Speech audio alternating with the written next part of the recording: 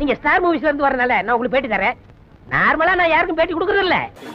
இப்ப எல்லா இயக்குனருமே அவங்கவுங்க வாழ்க்கை வரலாறு ஷூட் பண்றாங்க. உங்களுடைய வாழ்க்கை வரலாறு ஏதாவது ஷூட் பண்ணக்கூடிய வாய்ப்பு? நான் சென்னையில பிறந்து வளர்ந்தேன் பிரதர். நீ எல்லாம் பிறந்ததே ஒரு சாபக்கேடு.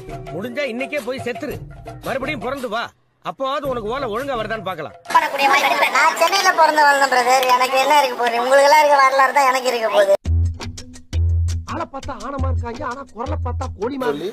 இப்போ எனக்கு ஒரு ப்ரொடியூசர் கோ ப்ரொடியூசர் ஜாயிண்ட் ஆயிருக்காரு. ஸோ நானும் அவரும் சேர்ந்து பண்றது தான் அடுத்த படம். எங்களை இன்னமுமாடா நம்பிக்கிட்டு இருக்க?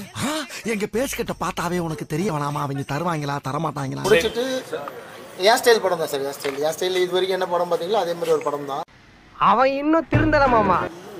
ஸோ இது முடிச்சுட்டு மறுபடியும் பெரிய ஹீரோ கூட ஒர்க் பண்ண ட்ரை பண்ணுவேன். அவர் யாரு எந்த கம்பெனின்றதெல்லாம் அவங்களே அனௌன்ஸ் பண்ணுவோம். என்ன மீறி ஏரியால ஜெயிச்சிரு நீ உள்ள கால வச்ச. நான் எதிரில வந்தா ஒண்ணுக்கு போறேன். நான் இனி உனக்கு சீட்டா.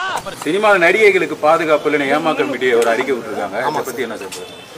அது உண்மைதான் சார். தமிழ் சினிமாலையுமே அந்த பிரச்சனை இருக்கு. உள்ள வேண்டா கத்துறது. வாழ்க்கை இழந்தவங்களும் அதிகம். அது மலையாள இண்டஸ்ட்ரியுமே தமிழ் இண்டஸ்ட்ரியுமே நிறைய பிரச்சனைகள் இருக்குதான் சார். உண்மைதான் இருக்கிறது. இது ஏதோ காமெடி பீஸ்ரா, ரொம்ப வீக்கா இருக்கான். நான் சினிமாலேயே நிறைய பெண்களுக்கு சப்போர்ட்டா நிறைய விஷயங்கள் பேசுறதால இதை பத்தி பேசுறதுல ஒண்ணு எனக்கு பயமோ அச்சமோ எல்லாம் இல்ல. இவர் தாங்க எங்க மாஸ்டர். நான் தான் மாஸ்டர். உன்னை சொல்ல சொன்ன அப்ப நானு யாருன்னு அவங்க தான் கேட்டாங்க.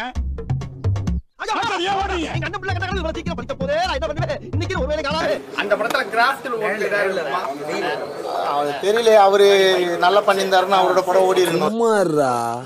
உன்னை விட்டு தானடா போட சொன்ன.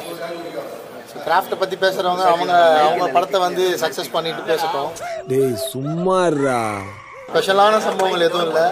நார்மலா உங்களை மாதிரி ஜாலியா பிறந்து வளர்ந்த ஒரு சாதாரண மனுஷன் தான். டேய் சும்மாறா சும்மாறா.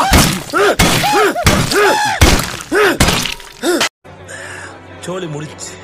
சின்ன சேனலுக்கு எதா இருந்தாலும் அது கொஞ்சம் ஆதரவு கொடுங்க. உங்க பொண்ணான கையை கொண்டு அந்த பெல்லில் தட்டிடுங்க. அவங்களுக்கு சப்ஸ்கிரைபர் 5-10 ஏறுனா அவங்க மனசு சந்தோஷப்படும். அவங்க வீடியோவும் பாருங்க.